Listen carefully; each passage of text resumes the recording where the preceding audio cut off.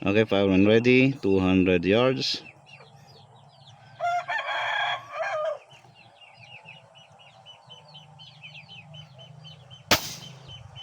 Hit! Hit. Okay. Isa pa sir, isa pa. Isa pa. Request ni Brother Elias at ang owner ng 002. By the way, for sale po pala to.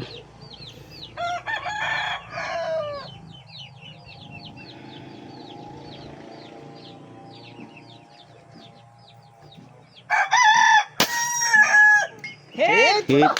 Okay, second shots. Ayos. So, pagbibigyan natin.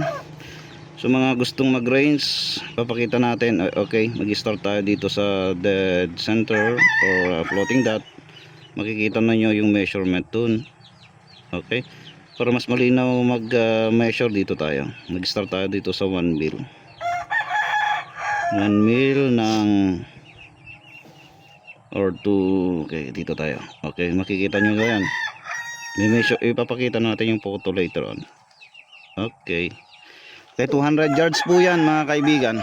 250 yan sir.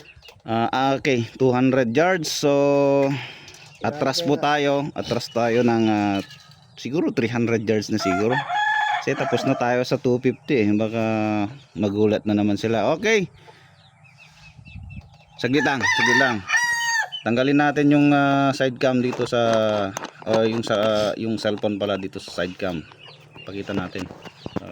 Alam mo na mga kahit anong gawin mo sa mga yan, hindi sila maniniwala. So yan, 002 ang pinakalolo ng mga Taurus. Okay, for sale po yan mga kaibigan. So 200 yards po yan ha. Papasok na tayo sa 300 yards. So ito yung gamit natin sa West Hunter 24 magnification po to. Naka-dial po tayo ng, sige kuya, done lang, 9. Okay, 9 mil. Naka-dial tayo kasi kaya nakikita ninyo sa side cam or sa scope na naka-dead center tayo. Pero tulad nga ng sinasabi natin, mayroong spin drift. Pag lumalayo na yung target, nagkakaroon ng spin drift or yung gyroscopic effect na na-produce dahil sa ating reef length. Kung right hand twist yan, magra-right spin yan, spin drift ng right. Kung alam nyo yung gyroscopic effect, alam nyo yung sinasabi natin. So magiging 300 yards ng sunod natin dyan.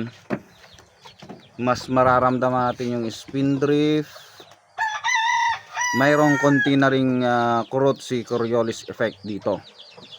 Okay, kung mapapansin nyo later on yung hold ko dito nung may hangin at ngayong wala na, pagdating natin sa 300 yards magiging malaki yung hold natin. So malabo na pag ilalayo na. Ay, susum natin. Murahin lang ang cellphone. Baka sira yung cellphone niya. Baka sira yung cellphone. Oops, saglit lang yung ating kwan. Ay, Yung ating range finder, baka sabihin na namang sira. okay, ito yung range finder natin mga kaibigan. 600 meters po yung kaya nito.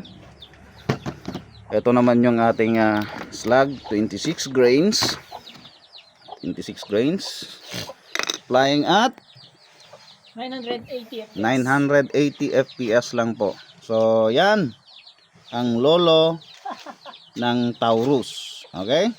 Umisita rin dito yung yung parang kapatid niya, si 005. Taurus 005. Kararating lang kanina. Nagpabulpap kay Ilocano Gather.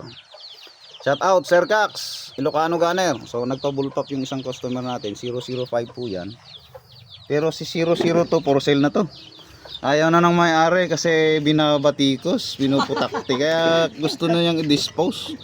Nahihiya na raw yung may-ari. Kaya alam siya na gagawin, PM lang. Okay, move tayo ng 300 yards. Okay, 4 inches target plate at 300 yards. Firing.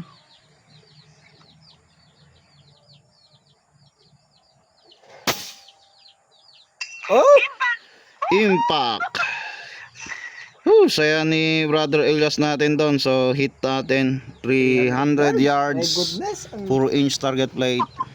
Ipapakita natin later on dyan sa edit natin dito sa video. So saglit lang, pakita lang natin, i-range natin yung target. So ito siya, kumain siya ng okay.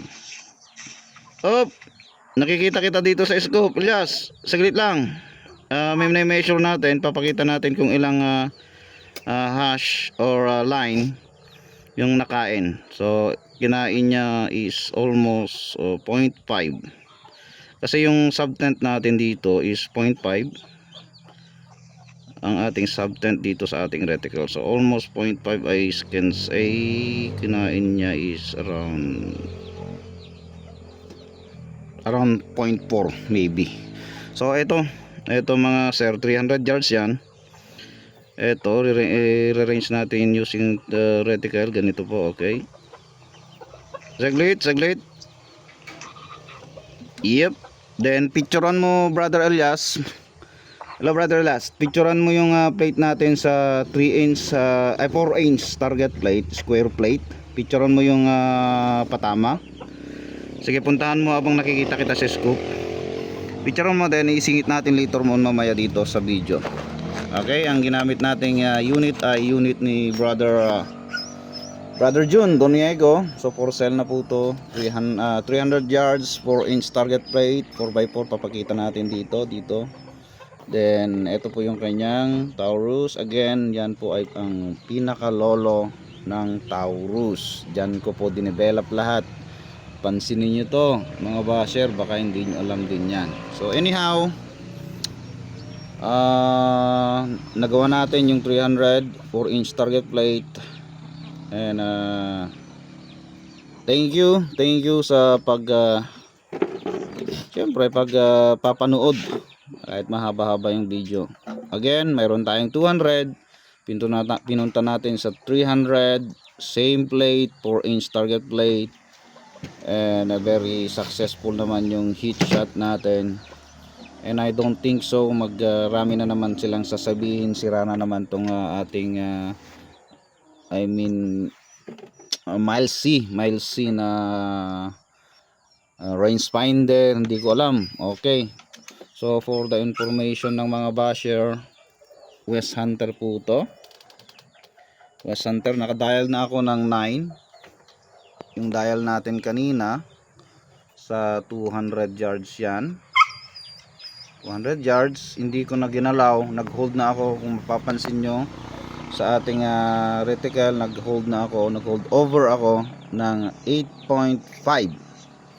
Then dahil may spin drift or yung tinatawag nating gyroscopic effect, medyo kumanan po.